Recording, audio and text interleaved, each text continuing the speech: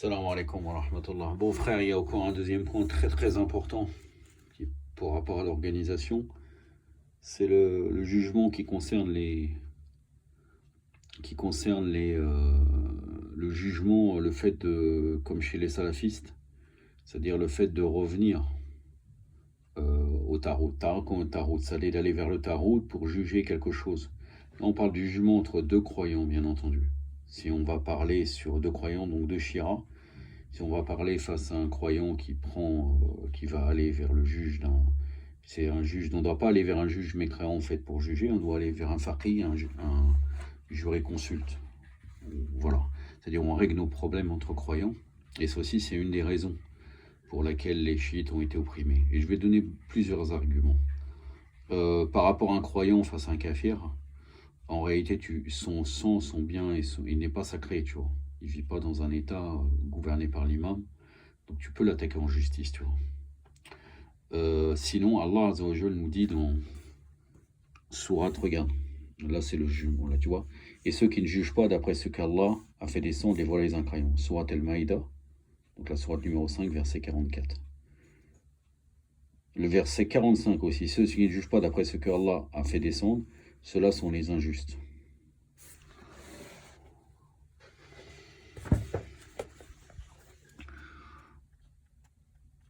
Bon, je vais revenir à ce hadith. Là, c'est dans Source à la sagesse, une revue ancienne. C'était sur le système économique de Mohamed Baqir al-Hakim. Le système, le système des chiites. Attends, je pourrais te donner le titre. Organisation politique de la communauté vertueuse. Regarde, Omar ibn Anzala raconte, je questionnais Abu Abdallah à propos de deux de nos compagnons qui s'étaient querellés au sujet d'un prêt ou d'un héritage. Je vais revenir. Ah non, voilà, avant ça, regarde le verset. As-tu prêté attention à ceux qui prétendent croire à ce qui t'a été révélé et à ce qui a été révélé avant toi. Ils veulent recourir à l'arbitrage du Tarout alors qu'il leur a ordonné de le renier. Satan veut les pousser très loin dans l'égarement. Sourate An-Nisa, la sourate des femmes, verset 160. Donc Omar ibn Anzala, je vais revenir, je vais lire plus longuement ce riwaya après.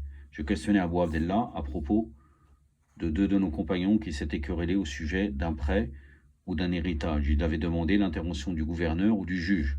Là, on parle du gouverneur injuste. Est-ce autorisé? Il répondit qu'il y a recours à eux dans le droit et le faux. Dans le droit et le faux, ça veut dire que tu as raison. Tu ne dois pas aller, s'il y a deux croyants, à recours au tyran, ta route. Ce qu'il acquiert par ce jugement devient illicite, même si son droit est fixe, car il a pris grâce au jugement du tyran, alors qu'Allah a ordonné de le renier. Je vais te donner la référence. Et ça, c'est dans le Kafi. Hein. C'est dans le Kafi. Bon, là, Wassail le Shira, le chapitre 4, hadith numéro 4. Non, pardon, le volume 18, le chapitre 4, hadith numéro 4. Donc les imams de Ahlul Bayt ont longuement insisté en de nombreuses occasions sur la manière de faire exister une coercition interne pouvant dispenser du recours à la puissance exécutive des juges ayant mis à profit le refus de la corruption, de la déviation et des agressions commises par les appareils de l'État et des juges en particulier. Donc ils doivent suivre un juge chiite. Ça s'appelle, si tu vas vers le Tarout, c'est-à-dire juger par le Tarout. Regarde bien, là c'est Etromeni, qu'est-ce qu'il dit? Mais avant ça, le Matboul de Omar ibn Anzala, c'est dans... Là, il le cite pour argumenter sur le fait qu'on doit suivre un mujtahid.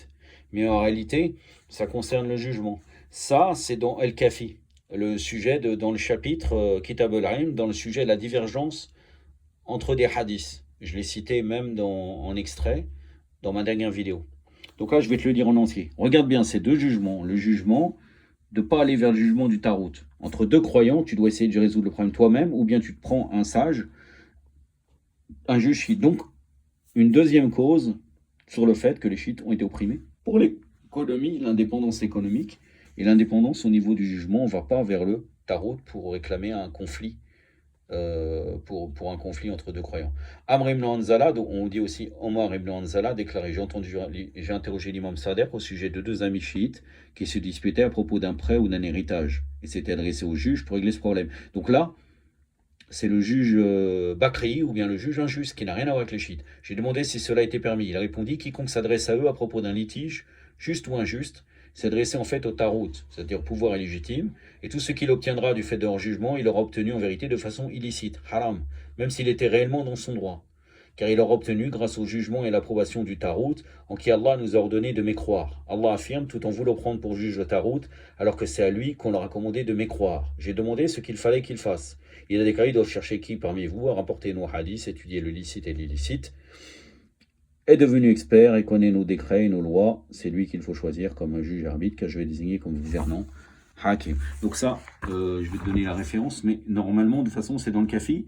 Et après, il parle du jugement entre donc deux jugements avec des divergences. Usul al-Kafi, volume 1, page 86, ça c'est la version en arabe. Fadl al-Alam, donc les vertus du savant, le hadith numéro 10. Bon, que dit cette Khomeini? C'est très important, regarde. C'est pas question d'accepter ou pas ce qu'il dit. Lui, il va dans le sens de créer un État islamique, mais c'est pas de ça qu'on veut dire. C'est-à-dire, nous, on est indépendants en période d'occultation de l'imam, on ne doit pas créer un État, on va créer que de l'injustice. Mais en soi, le fait de juger, d'aller vers le tarout, c'est haram. Donc normalement, il faut aller, je parle que pour deux croyants, je ne parle pas encore une fois. Comme on peut le constater d'après le contenu de ce riwaya et d'après la citation du Coran qu'utilise l'imam, le sujet de la question est général. Et l'imam y répond par une obligation d'ordre général. J'ai déclaré précédemment que pour régler un différend juridique, ou même pénal, il fallait en référer aux juges, aux autorités judiciaires et globalement aux autorités gouvernementales. Le recours au juge a pour but de déterminer qui a raison de mettre fin au conflit, de déterminer la peine, etc. Donc lui, il a demandé à l'imam infaillible s'il faut s'adresser au roi, aux autorités gouvernementales et aux juges. Maintenant, regarde ce que dit cette Khomeini, après il va ramener des références. Dans sa réponse, l'imam défend donc de s'adresser aux autorités gouvernementales illégitimes, aussi bien exécutives que judiciaires.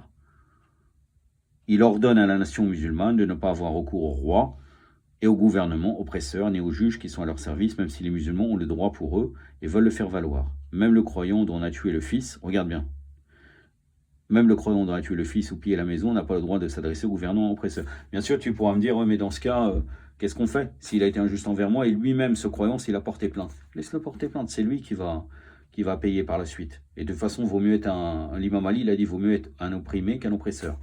Pour demander que l'affaire soit jugée. Pareillement, si on lui doit de l'argent, qu'il a un témoin, il ne peut en référer au juge asservi, aux agents du pouvoir oppresseur. Si dans une telle situation, il s'adressait à eux, il se tournerait vers le tarout, c'est-à-dire vers les autorités légitimes, et si par l'entremise de ces autorités ou de cet appareil illégitime, il obtenait que lui soit accordé ce à quoi il a un droit certain, il aura obtenu quelque chose d'illicite, haram.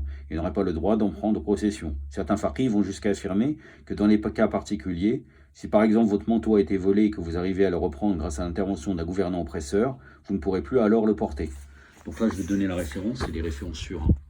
Je vais te donner les références tout de suite.